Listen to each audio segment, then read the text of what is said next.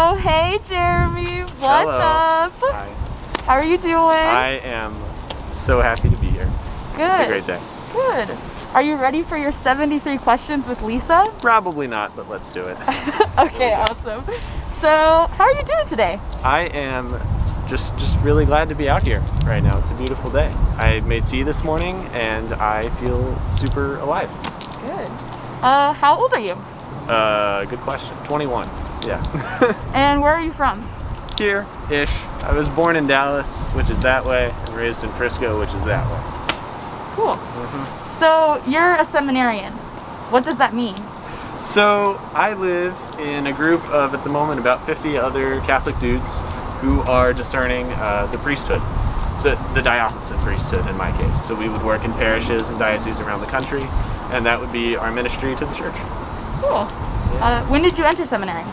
2017, I guess? Yeah, right out of high school. What diocese are you from? Dallas.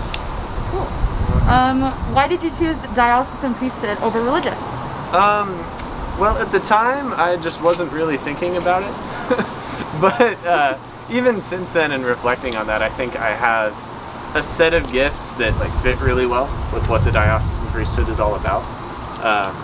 You know, and it's a good vocation because it gives you an opportunity to work in so many different fields, and I kind of have that versatility. Cool. What diocese are you from? Dallas? We did that. Oh, awkward. Yeah, we did. Okay. Technically, I live in the Diocese of Fort Worth, but my parish is in Dallas, so I'm Dallas. Okay. Fuck that. So you mentioned that you're from Dallas, but grew up in Frisco. Can you tell us a little bit more about where you grew up? I guess. So I grew up really until I was 10 or 11 in a house kind of near White Rock Lake. I went to a private school, and then around 4th, 5th grade, we moved to Frisco, which was then a very small suburb, and it just kind of grew up around me. So cool. It's cool to watch. Who had the biggest influence on you growing up? I had a couple good teachers.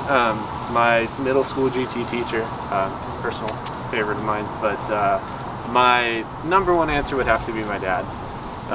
He's just such a crazy guy, but so good and so focused, so admirable in so many ways, and I just wanted to be him. Awesome, that's cool. Okay, what is your favorite time of the day? It changes a lot, honestly. I don't know. I've been becoming more of a sunrise person recently, which is weird. Good. What books are you currently reading? Let's see. I was working on John of the Cross, but I kind of had to put that down. I just finished Canticle for Leibowitz, which is a cool, post-apocalyptic novel about a bunch of monks. So it's a really fun read. Cool. What is the best compliment you've ever received? I want to be smart and say nice shoes, but no. Probably those are some pretty nice shoes you've got on. They're fun. But I don't know. Probably good job. Yeah. Good. Just brings me back. What does a typical night look like for you? So I have to report to the chapel at 5:15 or sometimes earlier if I'm doing music practice. And then from there we go dinner 6 to 6:30, and then after that there's usually some house event. We gotta all go do some fun thing or play a sport or something like that, and then after that there's time for homework and whatnot. And then I always pray night prayer at the end of the night, and then usually I'll leave my rosary till the end of the day as well. Cool. Have you always wanted to be a priest? No. Until I was, I don't know, 17 or so, I didn't have a serious desire for it. I thought about it after I got confirmed, and then I got really busy with school and just put that all aside. But some stuff happened later on that really drew my attention back to that call and forced me to explore it. Cool. What are some common misconceptions about seminarians? I don't know, because seminarians are a very diverse group of people. So whatever you can say about us, you're probably right on some level. But then maybe that's one of the common misconceptions, is that we're all just kind of the same and we just do our little seminary thing and we, yeah. Cool. What song do you have on repeat right now? So I woke up this morning with one of my Seminarian brothers' karaoke rendition of Prince's Purple Rain in my head, and I quickly got that out of there. And since then I've been listening to, today at least, been listening to jazz. Caravan, like that piece at the end of Whiplash, the da-da-da-da-da-da-da, and then some other like Dizzy Gillespie and stuff like that. Cool. Yeah. What is something that always makes you smile? A good joke, I think. Yeah, sometimes that's all we have on like a really long day at the seminary. But you know, since we've lived together for so long, we have so much context, and we can just make each other laugh. What is your favorite thing about being Catholic? I mean, the way that question is worded, you kind of have to say the Eucharist. But I think there's also an argument for just being a part of a huge faith tradition. I think that's pretty important. So, what makes discernment hard? The fact that you have to kind of grow up at the same time while you do it. You know, discernment for us is another thing on top of what every college student already has to do, which is figure out, you know, what it's like to be an adult. You know, where you need to grow up in certain ways, where you need to become a better person or just understand yourself better so that you can then give yourself to others. And that's tricky without the whole do I have a special vocation piece on top of it. So balancing those can be difficult, I would say. And on the flip side, what do you think is easy about discernment? I think, oddly enough, I think it's having the structure of the seminary around you to kind of guide you and simplify things for you. Like, there's a lot of stuff that I don't have to do that I should have to do. Like, I have a brother, a younger brother, who's also in college now, and he, you know, has to worry about his car and his parking pass and his apartment and his roommates and paying for this and that and all these other classes, and I mean, I don't really have to think about any of that. I just go down there and do my thing. Cool. I like it. What is something that you like to do in your free time? Music. Just listen to music. And then recently, I've also been kind of put in charge of liturgical music at HCS. If you were president for the day, what would you do? Probably something to do with microplastic pollution. Like, that's a big issue. Interesting. But other than that, just trying to make things simpler for a day, you know? What do you think is more convincing to you, atheism or Protestantism? Yes. Okay, so again, it's all in the wording of the question. Protestantism can include Anglicanism. It could, if you want to get really spicy, it could include the SSPX. You know, like, you can get so close to the truth in Protestantism within, like, that label that kind of has to be the correct answer.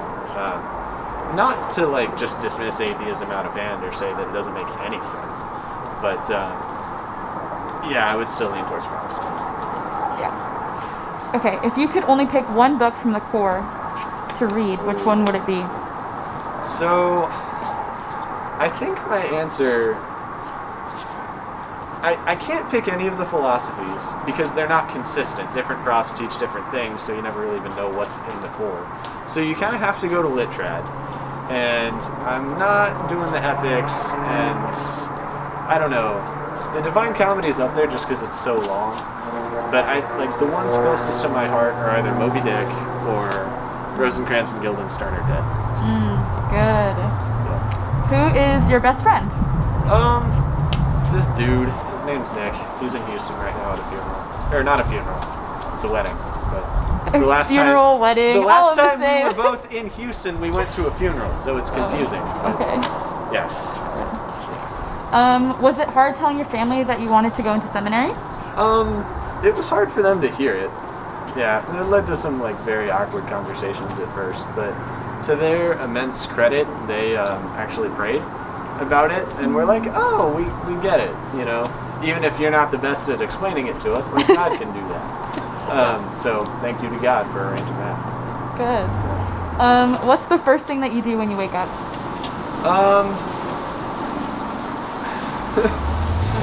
Figure out whatever song stuck in my head, or phrase, or absurd thing. Yeah. Who is your favorite saint? Francis. Yeah. What do you think is one of the easiest parts about being a seminarian? Got the wind picking up here. Yeah. The easiest parts. I don't know. I think, like I said, having a schedule of prayer, because you don't really have to do anything. People will just like bang on your door and drag you where you need to go, or at least they will when you're new. You know, so yeah. If you could switch lives with one person for a day, who would it be? Okay, so my knee-jerk reaction is Kanye. That's probably not good. I don't know. Maybe like, I really don't know. Kanye's a good one. Yeah. Just like for the fun of it. Yeah. What is something that you always travel with? Burt's Bees. Oh yeah. Which ironically I don't have any right now, but yeah. So any seminarians watching this, you'll know. Okay. What part of the priesthood are you not looking forward to? I think maybe some of the tough administrative decisions, because you know there's a balance that you have to strike in running a parish, like a responsible institution, an organization that has to be kind of oriented towards performance and make decisions based on that. But you know that's not how we want to run our ministries and our churches. So there has to be someone who can say that and who can create a balance there. But you know you got to be careful. So that'll be tough.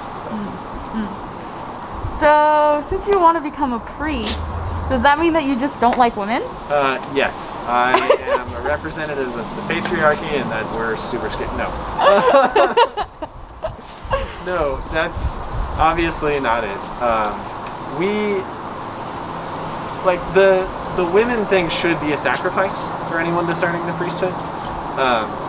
If it's not, there's an opportunity to love God more there that you're not taking advantage of.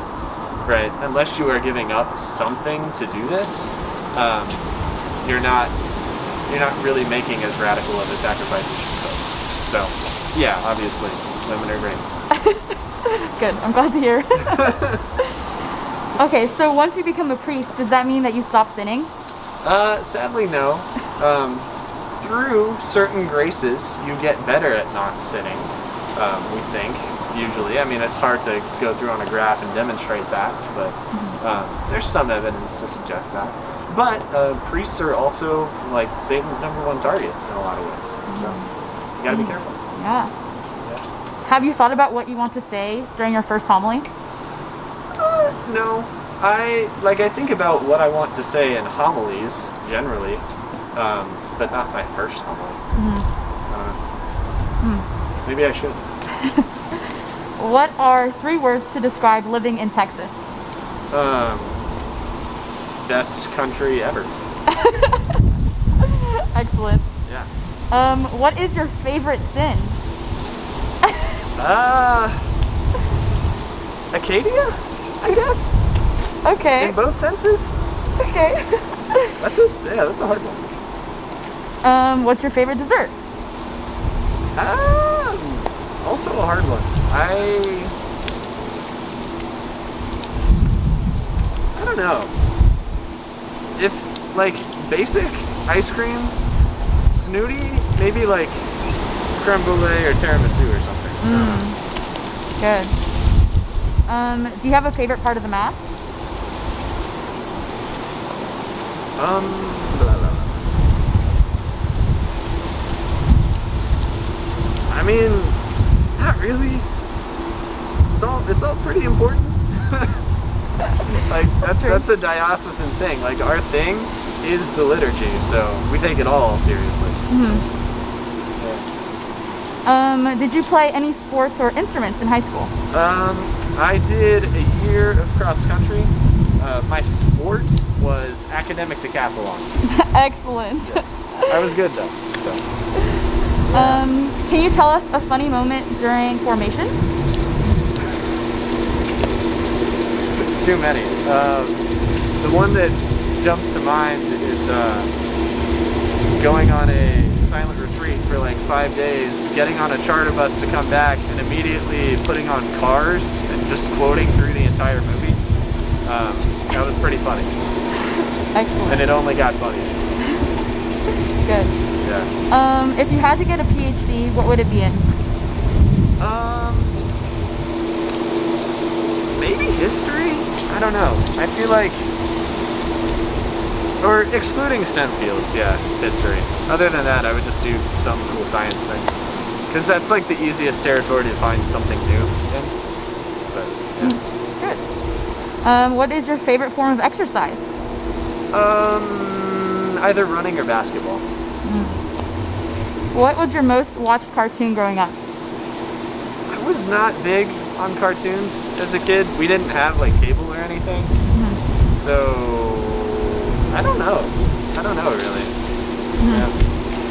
How long do seminarians have to go through formation and why? It actually depends. If you join a religious order, you're in formation for however long they say you're in formation for. Although like they have standards and reasons for all that. If you are joining a diocese and you already have a college degree, it's usually 6 or 7 years. If you don't, it is usually somewhere between 8 to 10 years. In my case, it's 9. I do 4 years at an undergraduate here, and then I do 2 at a theologate, 1 pastoral year in my diocese just working, and then 2 more back at that theologate. Whoa, yeah. That's crazy. I can explain more, but I probably should. Okay. Did the recent sex abuse scandals affect your discernment in any way? So, no. And I think that's as it should be. You know, we don't want to be scared away from the truth of, you know, the one holy Catholic Apostolic Church by some of the really horrible things that have gone on in association with it or because of it. But you also don't want to get this like attitude of, oh, I'm going to go save the church, because you're not. Like, no one person is going to go save the church.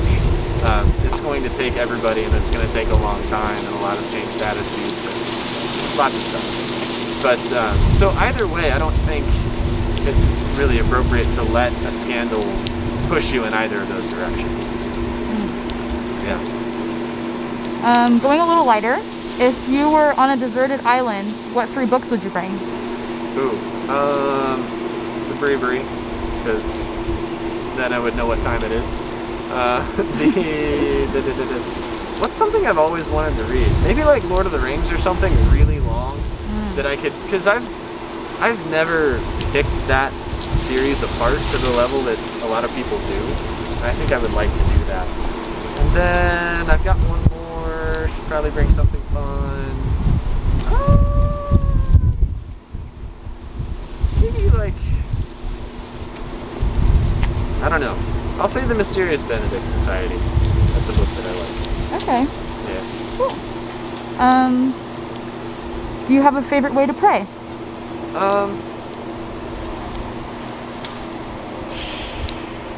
Not really.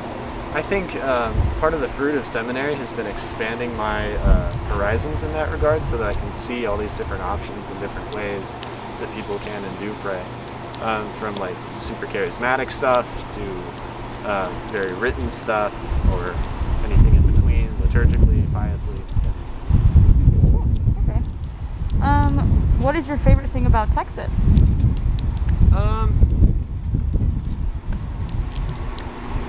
It has a sneaky amount of self-awareness. We know that we're Texas, okay? We know that you know, and we know that you know that we know. we don't care. We're gonna keep doing this. So yeah. Awesome. I love that. Okay. What is something about the seminarian life that people would be surprised to hear? I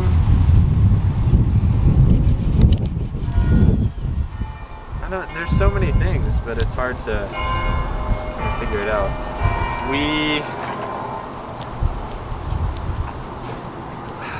I don't know. I guess the cliche answer would be like, well, we're just kind of normal people. We do normal things most of the time. A lot of guys who come visit us are kind of surprised to find that out, to see how kind of relaxed it can be sometimes. But also, you know, we take it seriously. So. Yeah, good. How has COVID-19 affected your formation? Too much. Way too much. It's rough. It hit us really hard in the spring. Well, I guess it is the spring again. It hit us really hard last year to not be living together, because that's so much of what our formation is based around. And when we lost that, we really had to kind of scramble to stay in touch with each other and just build some semblance of community, because it's so important to us. Yeah, good. We've got some noise in the background, but no worries. Okay, so are you ready to start a rapid round? Very. Okay, do you have a favorite color? Red. Window or aisle seat? Oh, like in the context of an airplane? Yeah. Window. Coffee or tea? Tea. Early bird or night owl? Night owl, sadly. Sneakers or flip-flops? Sneakers. Life is too short to wear flip-flops. Do you have a favorite food? Maybe, I don't know. Quinoa, yeah. Oh, interesting. Yeah. Quinoa. Good stuff. Favorite smell? Nah, sorry. If you could be anywhere in the world right now for 2 minutes, where would you want to be? Gosh, Mount Athos, Greece. Good one. I just want to see it, like just once. What do you think is the biggest problem facing the world today? Or one of the biggest?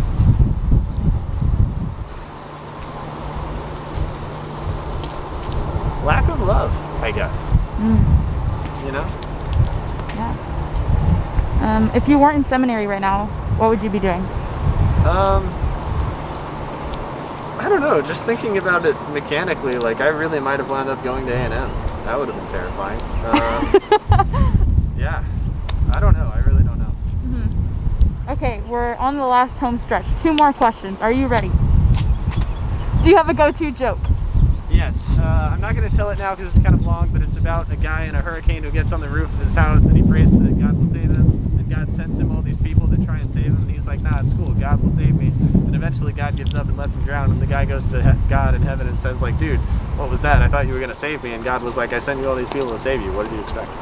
Oh, but yeah, it's better when you actually tell it. Good. Okay, and then last one. Do you have any advice for someone who is discerning their vocation? Don't be afraid. Yeah, don't give up. Be open to whatever.